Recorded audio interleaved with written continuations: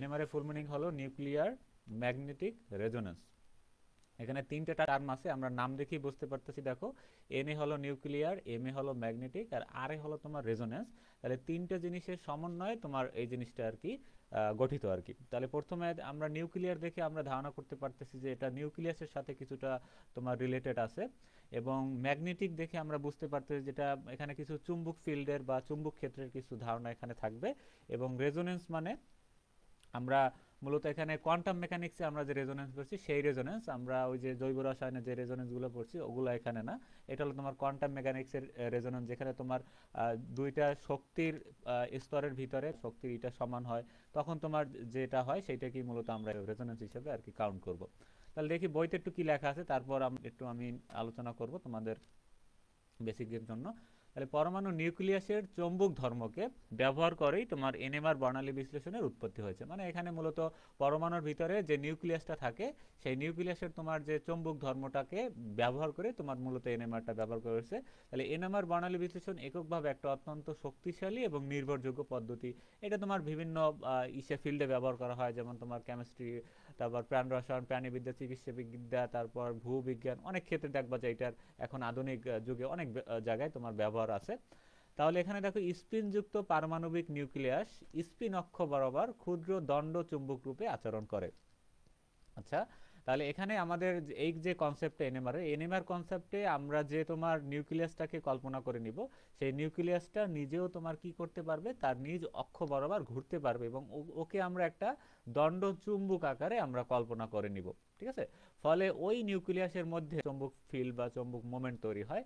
তাহলে এখন বাহ্যিক চৌম্বক ক্ষেত্রের মধ্যে এরূপ চুম্বক রূপী নিউক্লিয়াসকে রাখলে নিউক্লিয়াসের শক্তি স্তর সৃষ্টি হয়।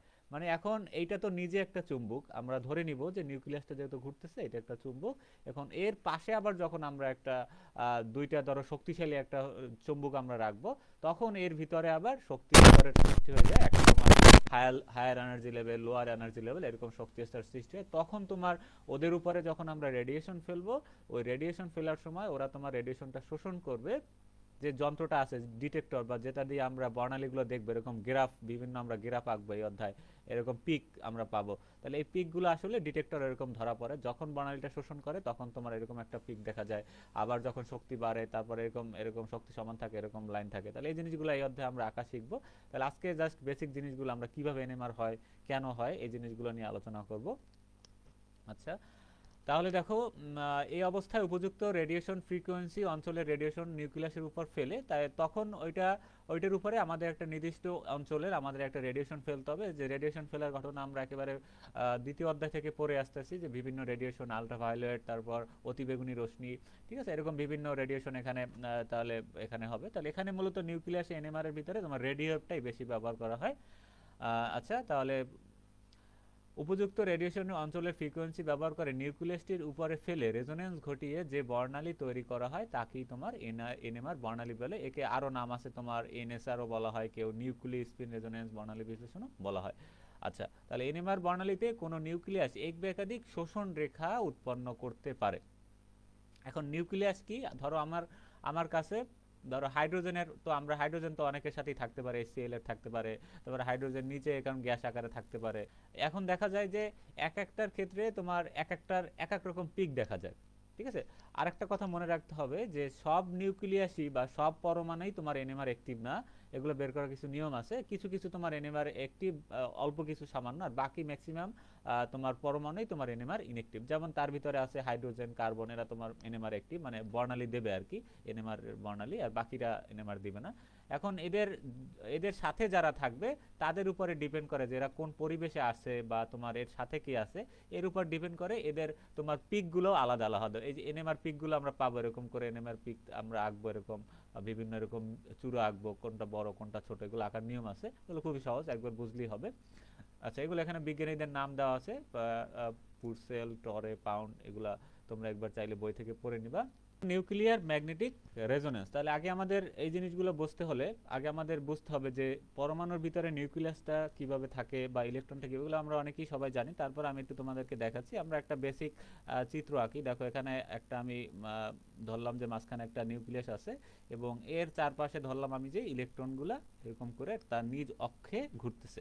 আচ্ছা, তাহলে এখন দেখো এটা তোমার মনে রাখতে হবে। আর এখানে নিউক্লিয়াসের ভিতরে কি থাকে আমরা জানি, প্রোটন আর নিউট্রন থাকে, আর ইলেকট্রন তো তার এর চার্জ প্লাস হয় এবং তোমার ইলেকট্রনের চার্জ তোমার মাইনাস হয়। এখন এইটা বললে ভুল হবে যে নিউক্লিয়াসের ভিতরে শুধু প্রোটন আর নিউট্রনই থাকে না।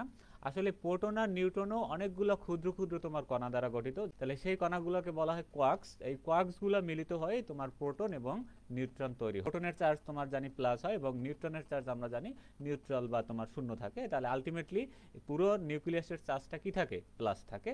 তাহলে মূলত ওর চার্জটা মূলত জিরো না, মূলত ওই যে কোয়ার্কগুলো বা যে কণাগুলো মিলে এই জিনিসগুলো তৈরি হয়, সেই কণাগুলো মেলার পরে এদের যে চার্জের যোগফল, এই যোগফলটা আলটিমেটলি শূন্য হয়। আমরা তো জানি যখন একটা পরমাণু থাকে, ধরো তোমার কাছে একটা পরমাণু আছে হাইড্রোজেন, তাহলে হাইড্রোজেন দেখো স্বাভাবিক অবস্থায় হাইড্রোজেন কিন্তু একটা নিউট্রাল, এর কোনো চার্জ নাই।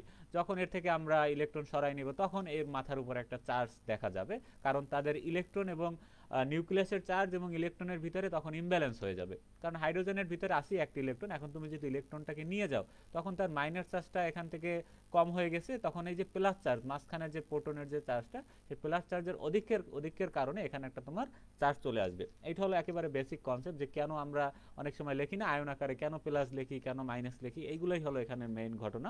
এখন আজকে আমাদের বিস্তারিত আলোচনা হলো তোমার এই যে নিউক্লিয়াসটা নিয়ে।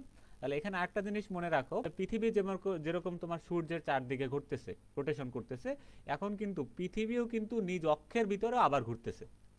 ঠিক আছে, তাহলে এখানে ইলেকট্রন যেহেতু এখানে ঘুরতেছে, তাহলে ইলেকট্রন আবার তার নিজেরও তার একটা অক্ষ আছে, সে তার নিজের অক্ষর বরাবরও সে তার একটা বেগে সে এখানে রোটেশন করতেছে। তাহলে আবার আরেকটা জিনিস যেটা আমাদের যে আজকে যেটা এনএমআর যেটা আমাদের লাগবে সেটা হলো তোমার নিউক্লিয়াস। তাহলে এইটা মনে রাখবা যে নিউক্লিয়াস তারাও তোমার নিজ অক্ষ বরাবর ঘুরতেছে। এটা জেনে রাখো যে নিউক্লিয়াসও কিন্তু তার নিজ অক্ষ বরাবর সে কি করতে পারে, ঘুরতে পারে। আচ্ছা, তাহলে এটা মনে রাখো, এনএমআর এর জন্য এটা খুবই গুরুত্বপূর্ণ। বাকি তাহলে আমরা জানি ইলেকট্রন তোমার দুই ভাবে ঘুরতে পারে। যদি একটা ধরি আমরা ইলেকট্রন, ধরো এখানে সে চাইলে ঘরে একটা এই দিকে ঘুরতে পারে, আবার সে চাইলে ধরো এদিকে মুভমেন্ট করতে পারে, ধরো একটা প্লাস হাফ একটা মাইনাস হাফ। ঠিক আছে, ইলেকট্রনে আমরা জানি বিভিন্ন ঘূর্ণন গতি আছে। তাহলে এদের কৌণিক ভরবেগটা কি, এটা একটা সূত্র মনে রাখবা যে অ্যাঙ্গুলার মোমেন্টাম, বা এটা একটা সূত্র হলো √s প্লাস 1। এটা আমরা দেখবো এই h/2π, এটা মুখস্থ রাখবো। এটা হলো কোয়ান্টাম ফিজিক্সের একটা সমীকরণ, এটা সমাধান করে এই সময়। তাহলে এইটা হলো তোমার কিসের ক্ষেত্রে, ইলেকট্রনের ক্ষেত্রে। আচ্ছা, এখন নিউক্লিয়াসের ক্ষেত্রেও আমাদের কি করতে হবে, তাহলে এটা আমি ইলেকট্রনের ক্ষেত্রে রাখছি। তাহলে নিউক্লিয়াসও যেহেতু কি করতে পারে, আমরা এইমাত্র জানলাম যে নিউক্লিয়াসও কি করতে পারে, সে এরকম তার নিজ অক্ষে ঘুরতে পারে। তাহলে নিউক্লিয়াসও তারও একটা এরকম তোমার তাহলে তার একটা দিক থাকবে, হয় সে এদিকে ঘুরতে পারবে হয় এদিকে ঘুরতে পারবে। তাহলে তারও একটা এখানে তোমার অ্যাঙ্গুলার মোমেন্টাম বা কৌণিক ভরবেগের একটা সমীকরণ।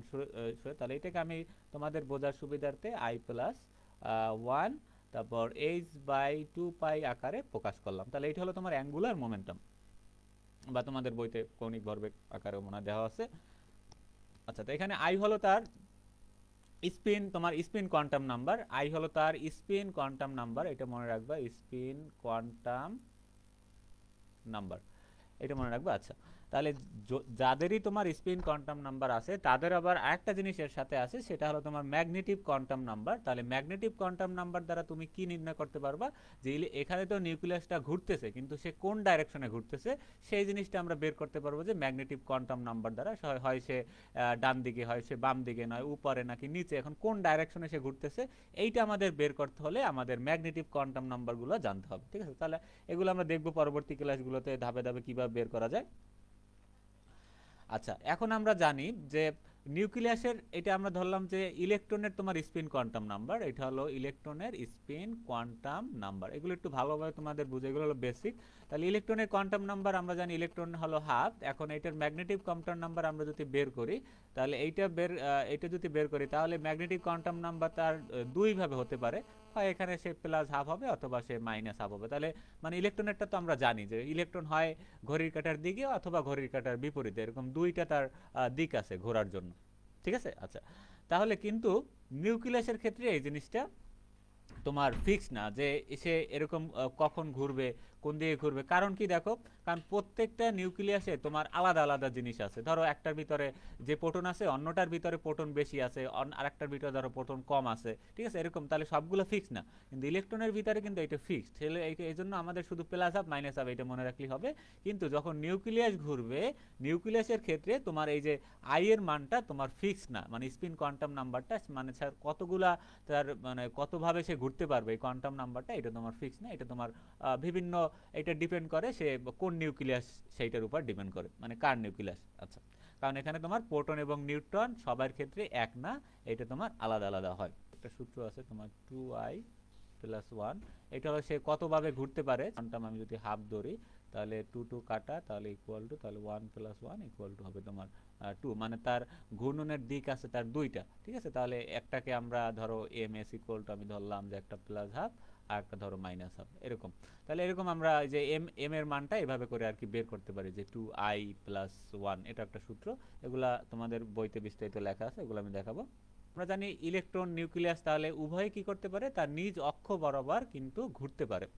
এখন প্রশ্ন হলো, যখন একটা চার্জযুক্ত কণা, এটা ভালো করে মনে রাখো, আমি আবারও বলতেছি, যখন একটা চার্জযুক্ত কণা, সেটা হোক প্লাস চার্জ, সেটা হোক মাইনাস চার্জ, যে চার্জই হোক, সেই চার্জযুক্ত কণা যদি তার নিজ অক্ষ বরাবর এরকম করে বিভিন্ন দিকে, হয় এদিকে না এদিকে, বিভিন্ন দিকে এরকম যদি তার নিজ জায়গায় বসে ঘুরতে থাকে, তখন তার ভিতরে একটা কি চলে আসে, একটা ম্যাগনেটিক ফিল্ড চলে আসে, ম্যাগনেটিক ফিল্ড চলে আসে।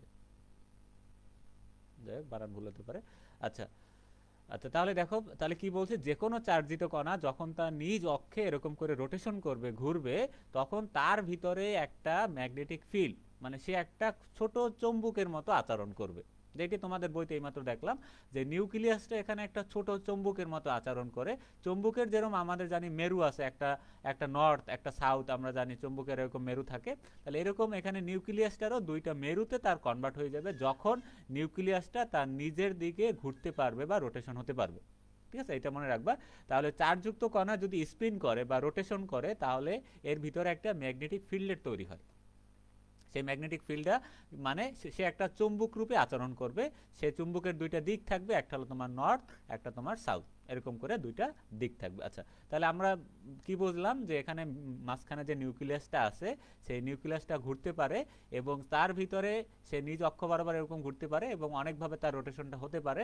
কিন্তু যেহেতু তার নিজের ভিতরে রোটেশন হচ্ছে, তাহলে তার ভিতরে একটা তোমার চৌম্বক মোমেন্ট বিদ্যমান বা ম্যাগনেটিক ফিল্ডের তৈরি হয়ে যাবে, মানে এখানে বিভিন্ন বলরেখা তৈরি হয়ে যাবে তার আশেপাশে। তাহলে এবং সে একটা ছোট দ্বন্দ্ব চুম্বকের মতো আচরণ করবে। তো এই হলো একটা এখানে মেইন একটা কনসেপ্ট। আচ্ছা, তাহলে এটা তোমরা মনে রাখবা। তারপর দেখো, এখন এনএমআরটা আসলে কিভাবে ঘটানো হয়, মানে এটার প্রসেসটা কি, মানে কোন যন্ত্রের মাধ্যমে কিভাবে আর কি, এর মূলনীতিটা কি আসলে, এটা আমি একটু তোমাদেরকে দেখাচ্ছি। একেবারে বেসিক থেকে একেবারে সহজভাবে আমি একটু তোমাদেরকে জিনিসটা দেখাই। তাহলে আগে আমরা বুঝে নিলাম যে কেন এটাকে আমরা চুম্বক হিসাবে ধরলাম, ঠিক আছে। আচ্ছা, তাহলে ধরো আমি আবারও একটা নিউক্লিয়াস আঁকি। ধরো এখানে একটা পরমাণু নিউক্লিয়াস আছে, ভিতরে ধরো এটা নিউক্লিয়াস। তাহলে এইটাই তুমি ধরো যখন তুমি যন্ত্রের ভিতরে নিবা, তখন তুমি এরকম একটা টেস্ট টিউবে একটা দ্রবণ আকারে নিবা, ঠিক আছে। এটাই আমি এখানে টেস্ট টিউব না খাই, আমি একটা জাস্ট একটা নিউক্লিয়াস আকারে তোমার দেখাচ্ছি। তারপর আমি ফ্লো চার্টের চিত্র দেখাবো তোমাদের বিস্তারিত। আচ্ছা, এখন কি করব, আমরা এর দুই পাশে দুইটা শক্তিশালী চুম্বক রাখবো, অনেক শক্তিশালী চুম্বক রাখবো। চুম্বকের দুইটা মেরু ধরলাম, এইটা নর্থ, এইটা তোমার সাউথ। আচ্ছা, তাহলে চুম্বক মূলত কি হয়, আমরা জানি চুম্বকের বিপরীত মেরুদয় পরস্পরকে তোমার কি করে, আকর্ষণ করে, ঠিক আছে। তাহলে এখানে তোমার এই চুম্বকটার দিকে এই চুম্বকটা এখানে তোমার কি হবে, একটা বলরেখা তৈরি হবে এবং তাদের ভিতরে একটা নির্দিষ্ট কি হবে, এখানে আকর্ষণ তৈরি হবে। আচ্ছা,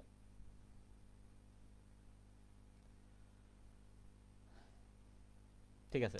আচ্ছা, তাহলে এইটা আমরা জেনে রাখি যে নিউক্লিয়াসটা দুই ভাবে ঘুরতে পারে। একটা আমি ধরলাম নর্থ সাউথ, এই দুটো এদিক ঘুরে, আর একটা তোমার ধরলাম দুটো এদিক ঘুরে। তখন আমরা এইটা ধরলাম উপরটা সাউথ, এইটা ধরলাম নর্থ। এটা তোমার একটা বলরেখা হাতের বৃদ্ধাঙ্গুলি দিয়ে নির্ণয় করা যায়। এটা তোমরা ক্লাস 9 এর বইতে পেয়ে যাবা, যে এখানে চুম্বক মোমেন্টের যেদিকে ঘুরবে ওই এর উপর দিকে তোমার আর কি এর মানে বৃদ্ধাঙ্গুলি রাখলে এদিকে তোমার নর্থ সাইড হয় এবং বিপরীত দিকে হয় সাউথ। আর এটা বিপরীত দিকে ঘুরলে উপরে হবে সাউথ, নিচ হবে নর্থ। আচ্ছা, নিউক্লিয়াসটার তার দুইটা প্রান্ত আছে। আমি ধরে নিলাম একটা হলো নর্থ আর একটা হলো তোমার সাউথ। আচ্ছা, তাহলে আগে আমরা বলে নিই, এইটা কিন্তু সে যখন ঘুরবে তখন সে কি করবে, সে একটা নিজেই এখানে কি একটা ছোট চুম্বকের মতো আচরণ, মানে এইটা এই দুইটা এখানে বাহির থেকে আমরা আনছি, মানে বহিস্থ চুম্বক ক্ষেত্র, আর মাঝখানে যে নিউক্লিয়াসটা ঘুরতেছে এইটা হলো সে নিজে একটা ছোট চুম্বকের মতো, যেহেতু নিজে ঘুরতেছে এখানে একটা তোমার ম্যাগনেটিক ফিল্ড তৈরি হবে। তাহলে এখানে একটা আমি দণ্ড চুম্বক আঁকলাম, ধরো এর এক পাশ এন এক পাশ এস, তাহলে এখানে আমি ধরো এর বলরেখা তোমার এন থেকে এসে যাচ্ছে, এটার বলরেখা তোমার এন থেকে এসে যাচ্ছে। আচ্ছা, বলরেখা এরকম আরো বলরেখা।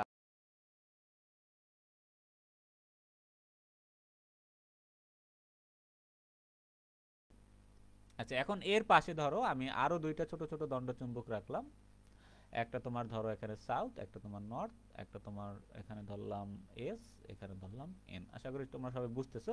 এখন এখানে কার প্রতিকে অ্যাট্রাক্ট হবে, আমরা জানি যে এই একই মেরু যদি থাকে এন এন বিকর্ষণ হবে, আর এন এস এর প্রতি অ্যাট্রাক্টিভ হবে বা এখানে আকর্ষিত হবে।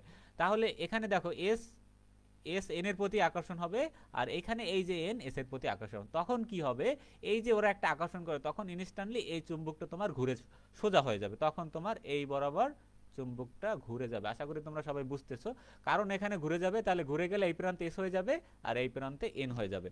এর কারণ কি, কারণ এন আর এস এর সাথে মানে বিপরীত মেরুদের পরস্পর আকর্ষণ। তোমরা তো চুম্বক দেখছো সবাই, তাহলে চুম্বক দেখবা যে দুইটা মেরু আছে, যে মেরুতে রাখলে ওরা একে অপর থেকে দূরে সরে যায়, আর দুইটা মেরু আছে সেই মেরু বরাবর রাখলে সে একে অপরের আকর্ষণ করে, মানে লেগে যায় এরা একে অপরের সাথে। তাহলে এরকম যারা বিপরীত মেরু তারা একে অপরকে আকর্ষণ করে, কিন্তু সেম মেরু যারা আছে ধরো নর্থ নর্থ, এরা তোমার একে অপরের বিকর্ষণ। তাহলে এই দুটি দ্বন্দ্ব চুম্বকটাকে আমরা খারাপভাবে রাখি, এইটা তোমার ঘুরে এই চুম্বক বরাবর হয়ে যাবে এবং একটা একটাকে আকর্ষণ করবে। আচ্ছা, তাহলে এখানে নিউক্লিয়াসের ক্ষেত্রেও তোমার এই জিনিসটা হবে। তাহলে নিউক্লিয়াস ধরো এখানে এই বরাবর আছে নর্থ এবং সাউথ, সে এই বরাবর ধরো ঘুরতেছে, এখানে এই বরাবর সে নিজ অক্ষ বরাবর সে এখানে রোটেট করতেছে। আচ্ছা, এখন কি হবে, এর এই পাশে আছে তার নর্থ পোল, এখানে তো বলরেখা তৈরি হচ্ছে, আর এই পাশে আছে তার সাউথ পোল। তাহলে কি হবে, এই জিনিসটা ঘুরে তোমার এই বরাবর হয়ে যাবে, নিউক্লিয়াসটা তখন ঘুরে তোমার এই বরাবর হয়ে যাবে, তখন এর এসটা চলে যাবে এই প্রান্তে আর তোমার নর্থ সাইডটা চলে যাবে এই যে, মানে এখানে তোমার নিউক্লিয়াসটা ঘুরে যাবে। তাহলে যখন এর ভিতরে কোনো ফিল্ড থাকে না, দেখো নো ফিল্ড, নো ফিল্ড মানে যার ভিতরে কোনো চুম্বকের মানে বহিস্থ কোনো চুম্বক ক্ষেত্র নাই, তাহলে এই যখন নাই তখন সে এলোমেলো ভাবে তোমার যে কোনো দিকে ইচ্ছা সেরকম করে সে ঘুরতে পারবে। কিন্তু যখন এর ভিতরে আমরা একটা চুম্বক নিয়ে আসবো, বহিস্থ একটা চুম্বক মানে দুই পাশে দুইটা চুম্বক রাখবো, তখন কি হবে, এদের দিকগুলো সব এক দিক হয়ে যাবে। ঠিক আছে, দিকগুলো সব দেখো সব অ্যালাইনমেন্ট হয়ে গেছে, সব যে কোনো একটা নির্দিষ্ট দিক বরাবর এরকম করে সে মুভ করে থাকবে। ঠিক আছে, তাহলে এরকম তার ফ্লোটা তোমার যে কোনো একদিকে হয়ে যাবে এরকম। আর আগে ছিল তোমার বিক্ষিপ্তভাবে, তখন দেখো সবাই সোজা হয়ে গেছে, সোজা হয়ে এই বরাবর মানে এই যে চৌম্বক ক্ষেত্রের বরাবর, এই যে এইচ নট দ্বারা মূলত এখানে চৌম্বক ক্ষেত্র বোঝাচ্ছে, এইটাকে তোমার গস এককে প্রকাশ করা হয়। তাহলে এই বরাবর সবাই কিন্তু এখানে অ্যালাইনমেন্ট হয়ে গেছে। Atomic nucleus nuclei in absence of magnetic field, তাহলে ইন অ্যাবসেন্স অফ মানে যখন ম্যাগনেটিক ফিল্ড তার ভিতরে অনুপস্থিত থাকে তখন তার অবস্থা এরকম বিক্ষিপ্তভাবে এলোমেলোভাবে সে নিচে উপরে তারপরে এরকম আঁকাবাঁকা বিভিন্নভাবে সে এরকম ঘোরাঘুরি করতে থাকে। কিন্তু যখন তার উপরে একটা মানে ম্যাগনেটিক ফিল্ড কাজ করে তখন তাদের ঘূর্ণনটা ওরকম থাকে না, তারা নির্দিষ্ট একটা দিকে সারিবদ্ধ হয়ে যায়। Atomic nucleus in presence of external magnetic field, যখন একটা বহিস্থ চুম্বক ক্ষেত্র আমরা আনি তখন তার অবস্থাটা বা নিউক্লিয়াসের অবস্থানটা এরকম একটা নির্দিষ্ট দিকে হয়ে যায়। দেখো এখানে একটা সহজ একটা বোঝানো চিত্র আছে তোমাদের যে কিভাবে আর কি এনএমআরটা তৈরি করা হয়। তাহলে এখানে দেখো মাঝখানে একটা আমরা এখানে দ্রাবক নিব, যে দ্রাবকটার ভিতরে তোমার এনএমআর সক্রিয় আছে এরকম একটা যৌগ থাকতে হবে, এনএমআর অ্যাক্টিভ। তাহলে সবাই কিন্তু এনএমআর অ্যাক্টিভ না, এটা মনে রাখবা। খুব কম অল্প সংখ্যক কিছু নিউক্লিয়াস আছে যেমন হাইড্রোজেন কার্বন কিছু কিছু এরকম আছে, তারা শুধু এনএমআর অ্যাক্টিভ। তাহলে তাদের মানে তাদেরকে মিক্স করে এখানে একটা তোমার একটা দ্রবণ তৈরি করতে হবে। সেই দ্রবণটা আমরা টেস্ট টিউবে নিব, এখানে একটা যন্ত্র আছে, এনএমআর একটা আলাদা যন্ত্রই আছে, সেই যন্ত্রটাকে এখানে আমরা রাখবো। তাহলে যন্ত্রটার দুই পাশে দেখো এরকম দুইটা এখানে ম্যাগনেট আছে, চৌম্বক ক্ষেত্র আছে। তাহলে এখানে একটা ডিটেক্টর আছে, ডিটেক্টর মানে যেখানে তোমার ওই জিনিসটা কতটুকু এখানে তৈরি হলো, ফিল্ড তৈরি হলো এইটা এখানে ধরবে, অথবা এখানে কতটুকু আমরা আরএফ মানে রেডিও ফ্রিকোয়েন্সি ট্রান্সমিটার, মানে এখান থেকে আমরা রেডিও ফ্রিকোয়েন্সি এর ভিতরে প্রবেশ করাবো, ওইটা কতটুকু এখানে যাচ্ছে কতটুকু আসতেছে, ঠিক আছে, এইটা এখানে আবার ডিটেক্টরে শো করবে। ঠিক আছে, আর আচ্ছা এখন ওই যে রেডিয়েশন ফ্রিকোয়েন্সিটা যখন এটা শোষণ করবে, তাহলে শোষণ করার সময় কম্পিউটারে বা বিভিন্ন মানে আমাদের যে এখানে লেখচিত্রের মতো এরকম কিছু গ্রাফ দেখা যাবে। যখন এটা অ্যাবজর্ব হবে তখন এরকম একটা বড় পিক দেখা যাবে। এইটাকেই বলা হয় তোমার এনএমআর বর্ণালী। ঠিক আছে, তাহলে এই হলো একেবারে বেসিক একটা তোমার স্ট্রাকচার। এই দেখো ম্যাগনেটিক ফিল্ড, তারপর এখানে ডিটেক্টর মানে এখানে ফ্রিকোয়েন্সি আমি কতটুকু দিচ্ছি, কত রেঞ্জের ফ্রিকোয়েন্সি দিচ্ছি, এইটা শোষণ করতেছে কিনা, ঠিক আছে, এটা এখানে মানে দেখা যাবে স্ক্রিনে আর কি। আর এইটা থেকে আবার যখন শোষণ হবে তখন এই যে অ্যাবজর্পশন পয়েন্টটা তখন আমরা এখানে মানে কম্পিউটার স্ক্রিনে এরকম গ্রাফ আকারে এরকম দেখা যাবে। ঠিক আছে, হার্টবিট যেরকম আমরা দেখি না ওরকম গ্রাফ আকারে দেখা যাবে। আচ্ছা, তাহলে আমরা বুঝলাম যে এখানে একটা সে দণ্ড চুম্বকের মতো আচরণ করে। আচ্ছা, এখন আমাদের একটা আসল কাজ করতে হবে। তাহলে আমরা বুঝলাম যে এটা সে সবাই একটা অ্যালাইনমেন্ট হয়ে, হ্যাঁ বলো।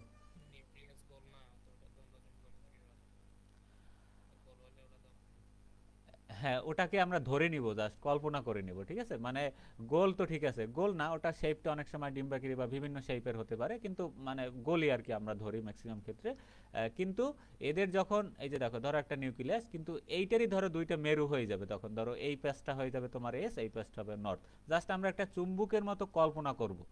ঠিক আছে, ওটা চুম্বক হয়ে যাবে না, একটা চুম্বকের মতো কল্পনা করো, মানে ওইরকম দুইটা মেরু সৃষ্টি হয়ে যাবে। যে মেরুটায় ধরো একটা মেরু থাকবে, সেই মেরুটায় ধরো এই প্রান্তকে আকর্ষণ করবে, আর একটা মেরু থাকবে সেইটা ধরো এই যে অপর প্রান্তে আকর্ষণ করবে। এই জাস্ট আমরা দণ্ডচুম্বক হবে না, দণ্ড চুম্বকের মতো একটা আচরণ করবে। কারণ কি?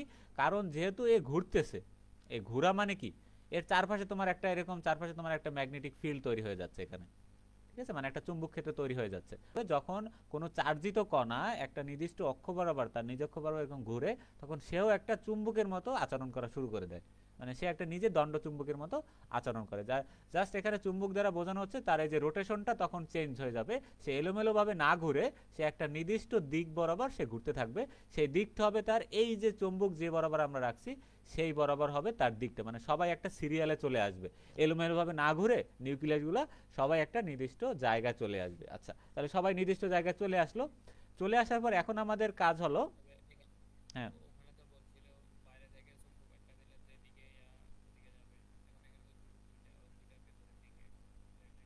কোনটা একটু আবার একটু বলো, বাহির থেকে চুম্বক।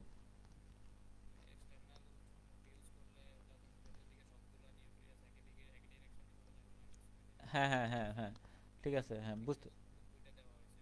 আচ্ছা, চুম্বক, চুম্বক মূলত এখানে দেখো, চুম্বক মূলত এখানে দুইটা না, চুম্বকের মেরু দুইটা।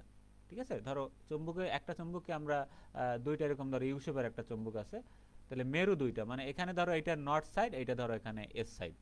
ঠিক আছে, নর্থ সাউথ, চুম্বক একটাই, জাস্ট ওইটা দুইটা মেরু। ঠিক আছে, তাহলে মেরু হইলে ওদের মানে আগে ধরো এই দণ্ডচুম্বক ধরো এই কেউ এদিকে ঘুরতো, কেউ এদিকে ঘুরতো, কেউ নিচ বরাবর এরকম করে ঘুরতো, কেউ এই কোনা বরাবর ঘুরতো। তাহলে এভাবে না ঘুরে ধরো সবাই এরকম সোজা একটা লাইনে চলে আসে এবং এই বরাবর সবাই ঘুরতে থাকবে। সেটা এদিকে হোক এদিকে হোক, এই বরাবর ছাড়া এরকম করে রোটেট করে, মানে সবাই একটা সিরিয়ালে চলে আসবে।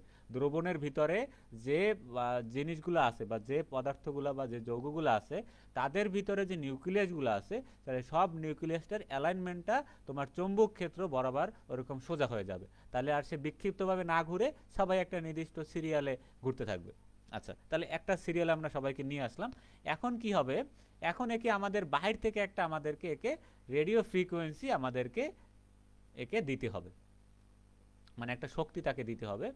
আচ্ছা, আরেকটা কথা বলে নেই, তাহলে যখন এরকম সবাই একটা নির্দিষ্ট অ্যালাইনমেন্টে চলে আসবে তখন এর শক্তিটা কমে যাবে। এই যে ভিতরে যে নিউক্লিয়াসটা আছে সেই নিউক্লিয়াসের শক্তিটা কমে যাবে, কারণ সে আর একটা বহিস্থ চুম্বক দ্বারা সে নিজে প্রভাবিত হয়ে গেছে।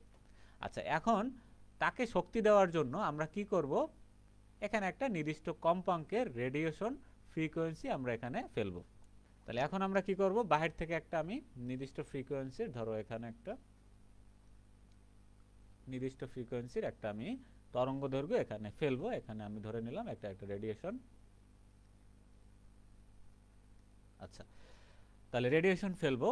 তাহলে আমরা কি করতেছি বলতো? মূলত রেডিয়েশনের উপর ফেলতেছি। মূলত আমরা কি করতেছি, নিউক্লিয়াস যেহেতু এখানে শক্তিটা কমে গেছে, সে আরেকজন দ্বারা প্রবাহিত হয়ে গেছে, তাহলে এরকে আমরা বাইরে থেকে একটা এনার্জি তার ভিতরে প্রডিউস করতেছি।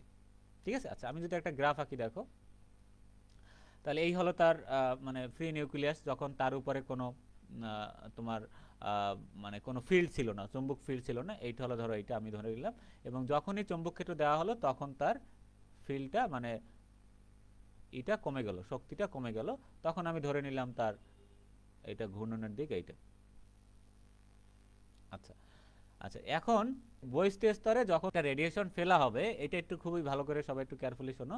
বাইরে থেকে যখন আমি একটা নির্দিষ্ট তরঙ্গ দৈর্ঘ্যের রেডিয়েশন এর উপরে ফেলা হবে, তখন এ কি করবে, সেই রেডিয়েশনটাকে শোষণ করবে যতটুকু তার প্রয়োজন হবে। এটা মনে রাখবা যে কোয়ান্টাম মেকানিক্সে রেডিয়েশন যারা শোষণ করে তাদের ঠিক যতটুকু প্রয়োজন ততটুকুই সে শোষণ করবে। ধরো তুমি এখানে 0 থেকে শুরু করবা দেওয়া, ধরো রেডিয়েশন 0 থেকে এরকম দেওয়া শুরু করবা, 10 20 30 40 এরকম করে তুমি বাড়াইতে থাকবা, এই শক্তির পরিমাণটা বাড়াইতে থাকবা। তাহলে বাড়াইতে বাড়াইতে দেখবা যে এখানে গ্রাফে কোনো চিত্র দেখা যাচ্ছে না, একেবারে স্ট্রেট লাইন দেখা যাচ্ছে।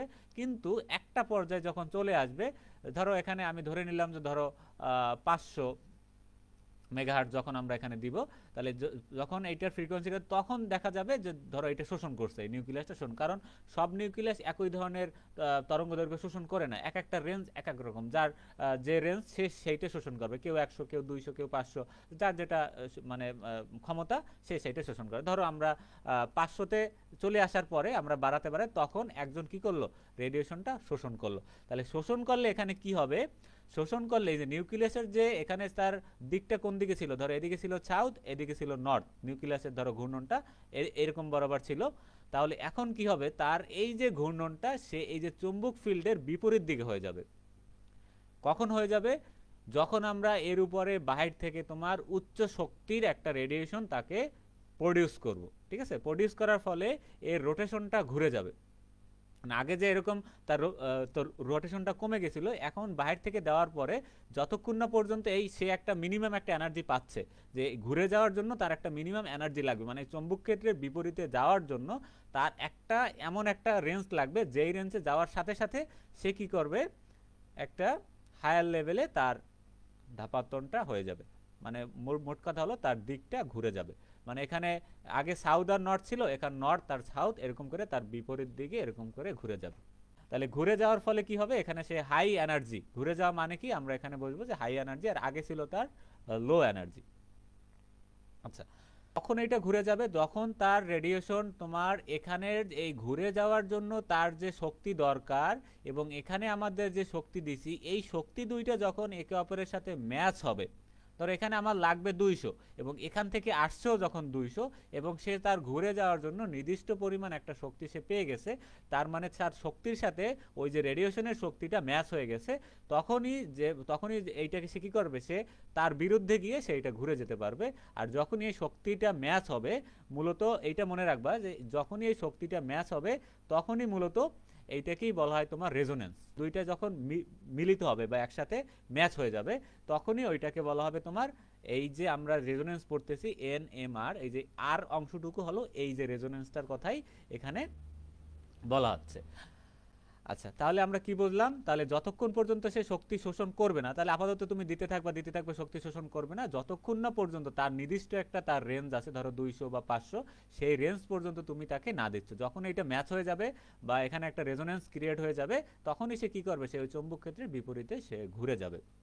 এই হলো মূলত এখানে বেসিক প্রিন্সিপাল। এখন দেখো, তাহলে ঘুরে যাওয়া মানে সে এতক্ষণ, ধরো আমি একটা এখানে গ্রাফ আঁকি, ধরো এখানে একটা পিক আঁকি আমি, ধরো তাকে আমি শক্তি দিচ্ছি, তার কোনো শক্তি চেঞ্জ হচ্ছে না, কিন্তু হঠাৎ করে সে কি করলো, এখান থেকে রেডিয়েশনটা শোষণ করলো, তখন কি হলো, তার পিকটা এরকম করে লাফ দিয়ে আবার নিচে চলে আসলো। তাহলে যখনই আমাদের কম্পিউটারের স্ক্রিনে এরকম করে একটা পিক দেখা যাবে, এর মানে হচ্ছে সে তোমার রেডিয়েশনটা ওই মুহূর্তে শোষণ করছে। তাহলে শোষণ করার ফলে মূলত এটাকে শোষণ বর্ণালী বলা হয়, কারণ এখানে সে রেডিয়েশনটা শোষণ করে, যে বর্ণালীটা এখানে দেখা যায় স্ক্রিনে, সেই বর্ণালীটিকেই মূলত বলা হয় শোষণ বর্ণালী। তাহলে এই যে শোষণ করার সময়ই যা সেইখানে কি করবে, এই পিকটা তখন সে দিবে। আচ্ছা, এখন এই শোষণটা বিভিন্নভাবে করতে পারে।